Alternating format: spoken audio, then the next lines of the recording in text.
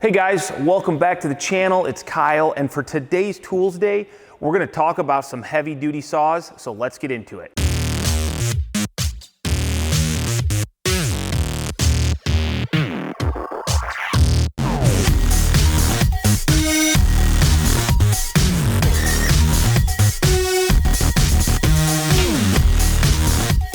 Man, I thought, you know what? It's so nice out here today in Northern Illinois. Why not bring Tools Day outdoors? Plus, we're gonna be making some sawdust, so let that go out in nature. Today, we're talking about the rear handle saw. Really, the reason we started talking about it today is the Milwaukee rear handle just showed up, and I've had the Dewalt now for, geez, it feels like forever.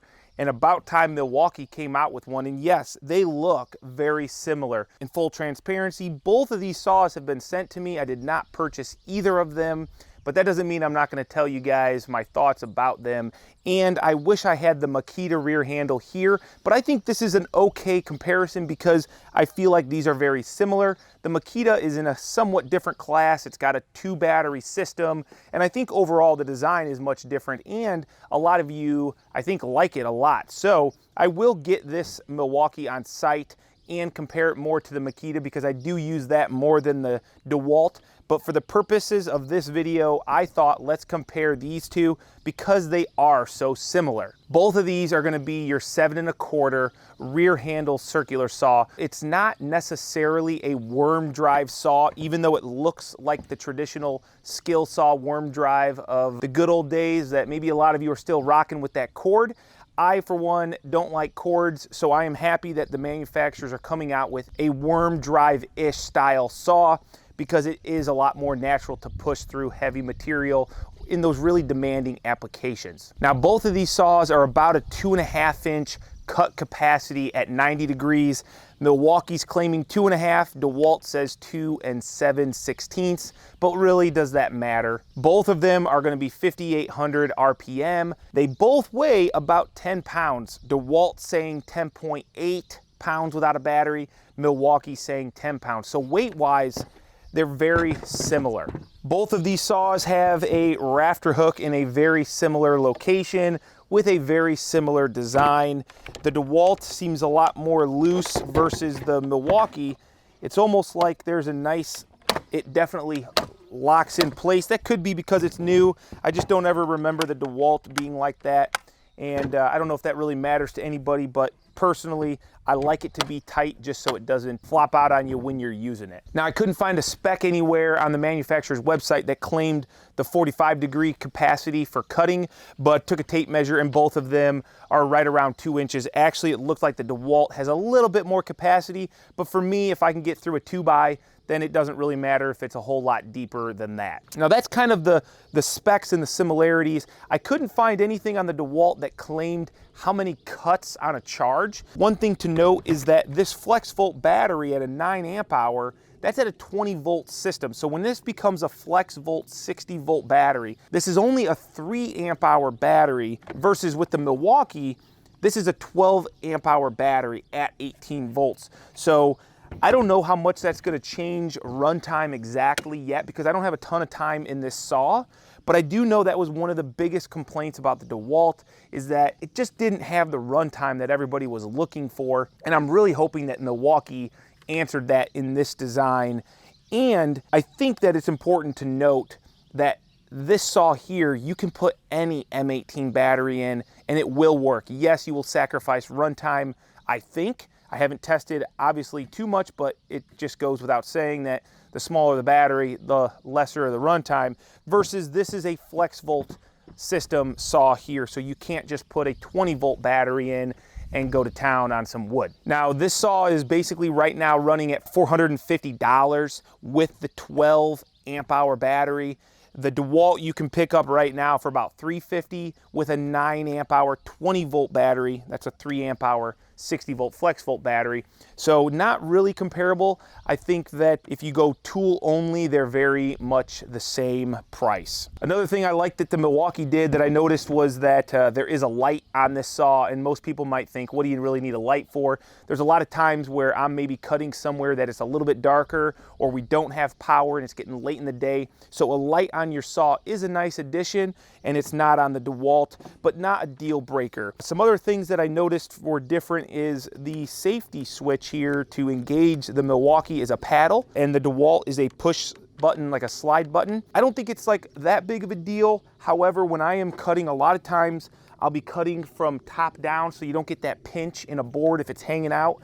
I do like the ability to just kind of put your finger on it and press it versus having to push sideways in. And that's one thing I've noticed on some saws. I do like the paddle switch, but that's a personal preference. When you're looking at the base plates, the Milwaukee is about 1 inch longer than the Dewalt, and it definitely, it's a little bit deceiving, and maybe we'll get some better shots in here, but the Dewalt seems to be a little bit more stubby, even though it's not a whole lot shorter than the Milwaukee. I feel like the Milwaukee is a lot, maybe there's a lot less back here, so it's a little bit thinner going in versus the Dewalt is very bulky.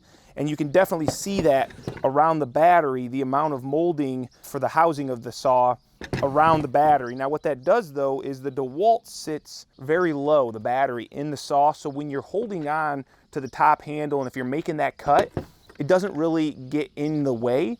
I noticed that just by holding the Milwaukee, you can see my wrist almost rest on top of the battery. I don't know yet if that's gonna get annoying, but I feel like somehow Dewalt shrunk that battery down in the housing versus Milwaukee sits up a little bit higher. So you got handles here that are a little bit different. The Dewalt maybe feels a little bit better ergonomically in your hand, but the Milwaukee is a lot more simplistic and it's very thin. Moving up here towards the front, you'll notice that the Milwaukee has a measuring tape, I guess, guide here on the front. So if you're gonna make those, you know, just eyeball rips, if you want to cut 1 inch off of some material, you can do that very easily versus over here on the Dewalt. There's really no numbers to, you know, telling you what's what. I think these are all some sort of a dimension, but it's just a little bit harder to read.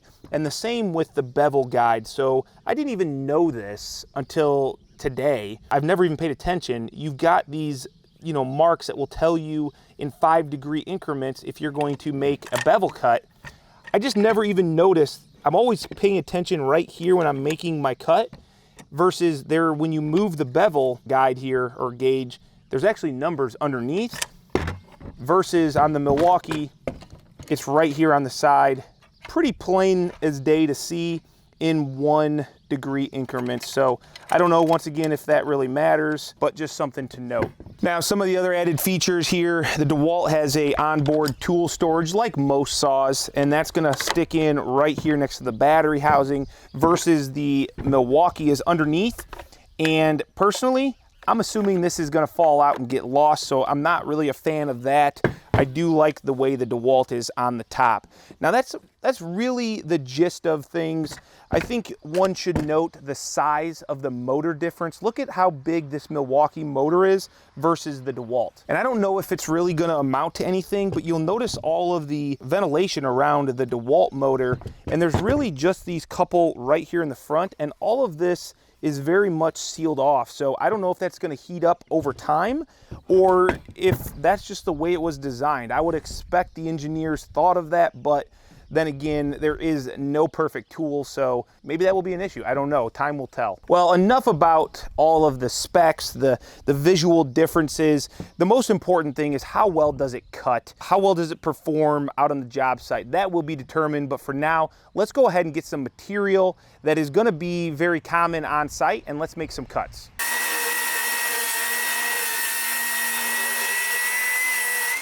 All right, let's go ahead and make some cross cuts. I'll just make a couple lines here just so we can make some few cuts. I mean, there's the most simplistic of cuts, but the most important on the job site. So this has definitely got to feel really good. So obviously I'm just gonna go ahead with the Milwaukee first. And I did put the Milwaukee premium blade on. This is a I do believe this is a 24 tooth. Yep, this is a 24 tooth framing blade. And on the Dewalt, I've got a Diablo 24 tooth framing blade. So my favorite blade over there. I just figured I'm gonna put a Milwaukee on the Milwaukee. Let's see how it does.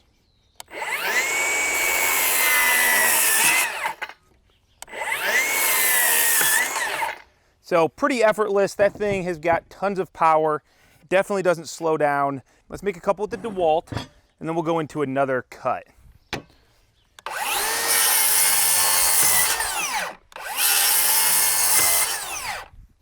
Okay, I would say very similar. All right, so making some simple 90 degree cross cuts, pretty easy. Let's go ahead, we'll make a couple lines here and make some 45 degree cuts. That is always a little bit more demanding on the saw.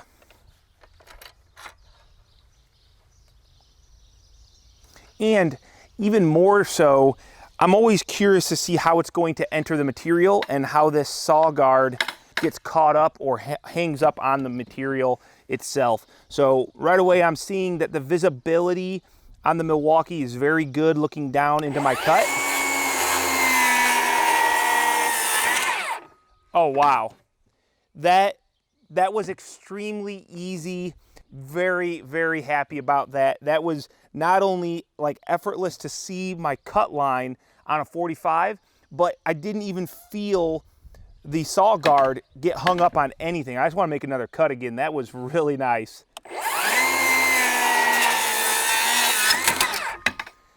Wow, that is pretty cool. All right, let's go ahead and let's make a cut with the Dewalt. Same cut. Nice detent. You hear that? Right there, that click. There's detents on the Dewalt, which is a very nice thing to have. Okay, here we go. So this is where the paddle versus the button, because the saw's on an angle, it's a little bit more awkward to have your thumb pushing sideways, and it's a stretch to have it on the other side. Now, once again, that's a personal preference thing, but I do like that paddle. I noticed that right away. Visibility isn't bad, but it's really hard to see exactly where your line is going to be unless you get really over top of this thing. Here we go.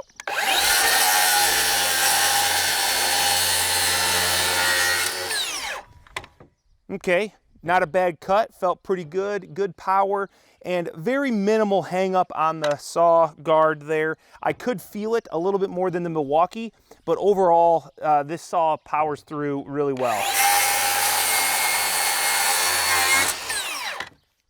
Okay, so that is some 2x cutting. What about ripping? Because a nice thing about the rear handle is because that handle is so far back and you can get into it, it really works well for ripping long material, a lot of material, very effectively and very straight because of the angle in which you're holding the saw. Let's go ahead, set up some 8-foot plywood and make some cuts.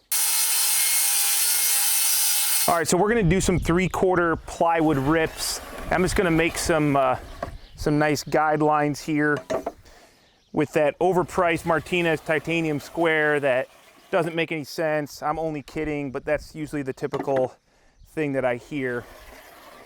Look at that, we get all these nice scribe points every 3/4. It's gonna make for some really nice straight lines.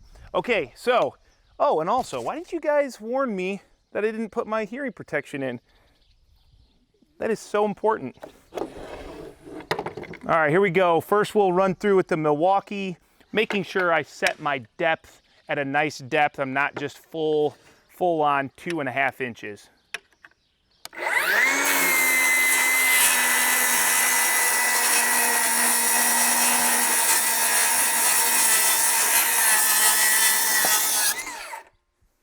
Whew, that sucker puts out some sawdust.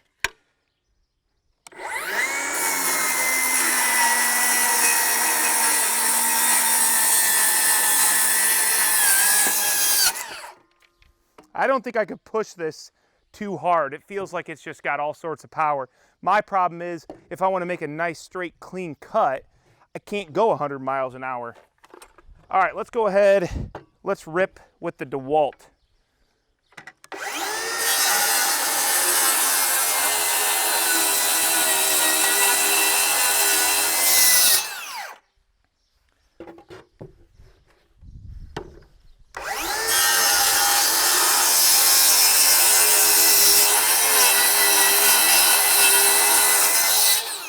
Oops, I got off a little bit right there. Oh well. All right, that's just plywood. That's only one sheet of plywood, 3/4. Yeah, if I had like 6 sheets that I wanted to waste for this video, I could stack them all up. But I don't think that the power is going to be the issue with these saws.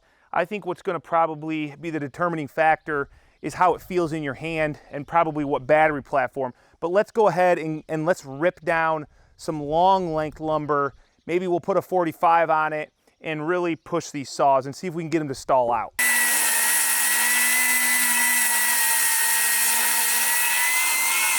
All right, so for this test, what we're gonna do is I've got an old, very straight piece of boat wood here, treated lumber, and we're just gonna go ahead and rip it at length at a 45. Pretty demanding. I'm gonna push it fairly hard. We'll see how it does. I'm not worried. I think both these saws will perform pretty well.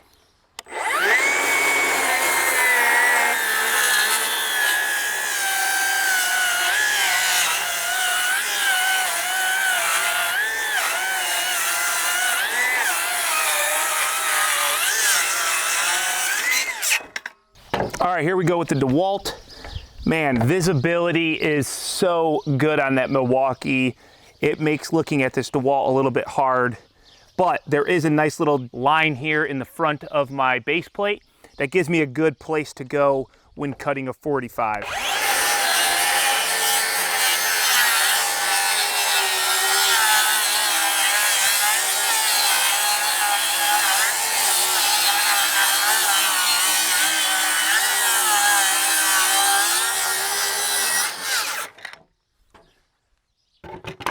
Definitely not going to be cutting any cabinet scribes with those saws like that.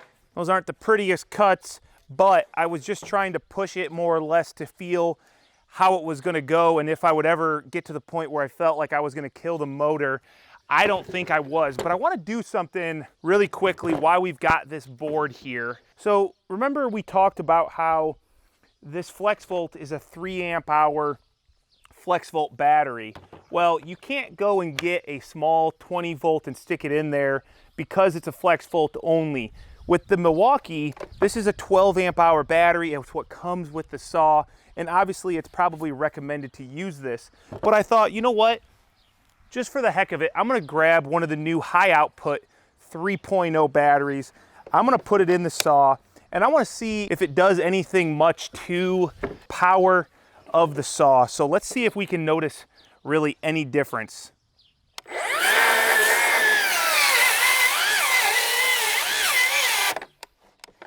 See that?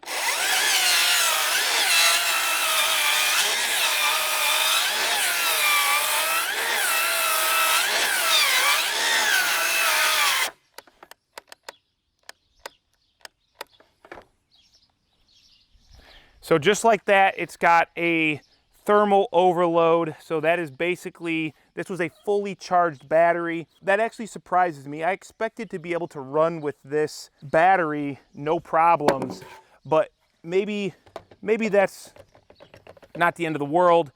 Why are you gonna grab a 3 amp hour battery? If you're gonna make demanding cuts, you probably wanna get a big battery, but something to note, you're not gonna wanna push real hard with this little battery because it just thermally overloaded it. No problem with that 12-0 though. Well, just like that, about 2 seconds later, I'm already back to full 4 bars. I have no thermal overload on the battery. It doesn't feel warm. So I don't know if that's a good thing or a bad thing. That does surprise me. What do you guys think? That's kind of weird. However, I will say that these high output batteries from Milwaukee are supposed to have like 50% cooler run time or cooler run temperatures. Maybe it just cooled off like super quickly. Usually when I have a thermal overload on a Milwaukee battery, I gotta put it away for a while. So that's interesting. Okay, so I figured what we could do next is one of the cuts that I make, and I'm sure if you're a framer, you're gonna make, is some long, maybe angle cut for some rafters. Typically what we have to cut is on a rafter, maybe a long 412 with a simple pitch cut to, to lay over on a roof in a valley or something. So I'm just gonna make a quick cut with both of these saws. I'll make a couple lines here. and we'll go ahead and see how this goes. Man, I'm also starting to think that maybe I should have stayed indoors because it's starting to get a little bit warmer out here. And I'm breaking a sweat, but it's all for you guys for the tools day. Here we go. This is a 45-degree 412 reverse cut pitch. So this is not going to be like a 412 pitch. It's like the reverse 412. This is what's going to lay down on the roof. I'm really curious to see what the blade does and how the saw guard acts and how it grabs, because this is always one that's hard to get into for me.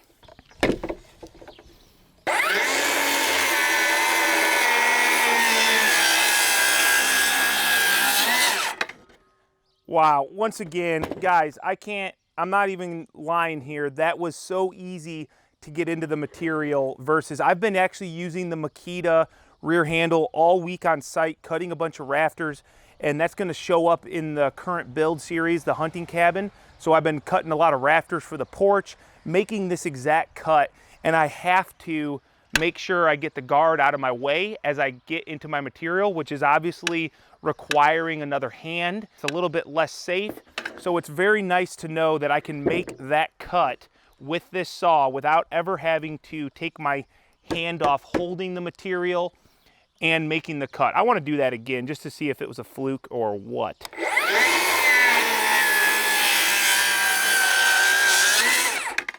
Wow, that really is awesome. Well done, Milwaukee. Let's go ahead and do the Dewalt here. Let's see how it does. I assume it should be fairly similar. We'll see.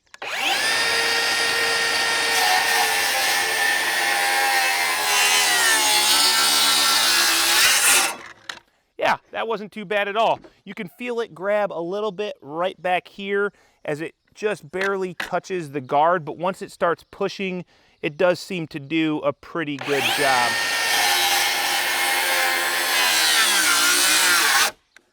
All right, guys, so there you go. That is a quick first look here at my house anyway, not at MPS under their conditions.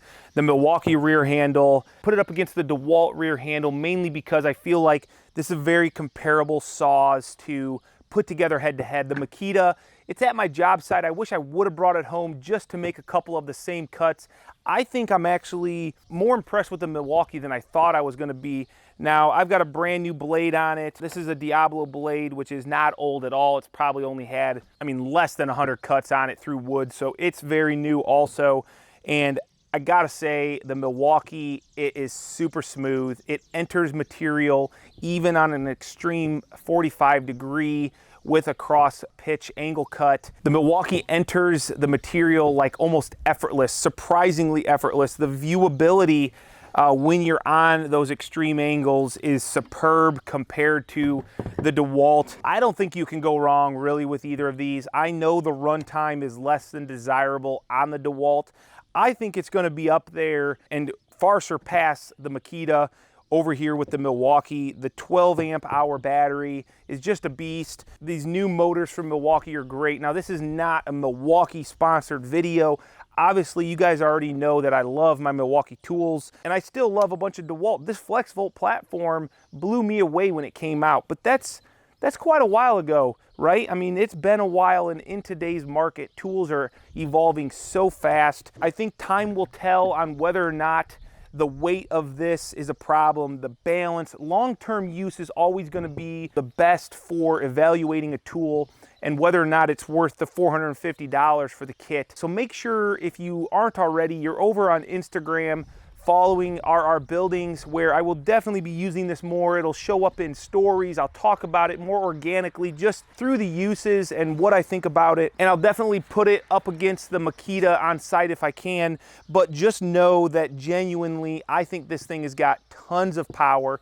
It's got great viewability, which makes it safer, and it runs on the M18 platform, something that Milwaukee continues to stand behind and make their tools for. So even if that 3 amp hour battery can't be pushed super hard, I bet you could get a lot of cuts out of it in a pinch, which is awesome. That's really all I got to say about it today, guys. I hope this video was good for you. I hope it maybe gave you some insight into whether or not, if you want to go out and buy this, I would say buy it if you're a Milwaukee person and you've been waiting for that rear handle.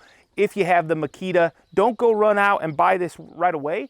let's get some use into it. Let's see what other guys think about it also before you go spend your hard-earned money. I'm pretty happy that I have it and that I get the opportunity to use it. So thank you guys for the support. If you haven't already, hit that subscribe button. Drop a comment down below if there's something that you're curious about, and I will do my best to answer it, especially over there on Instagram, because I do read the comments and I do my best to give you guys as much info as possible. But until then, we'll see you guys on the next video. All right, so real quick, I just wanted to throw this 3 amp hour battery back in here, rip down some plywood. I wanted to see if I could push it to get it thermally overloaded again. That just really surprised me. I don't know what was going on, so let's make some just quick rips.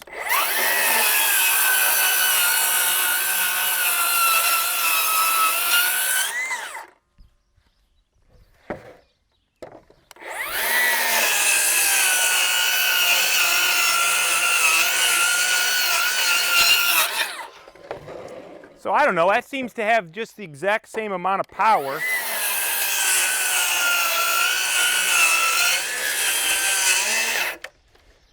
I don't know. 3 bars.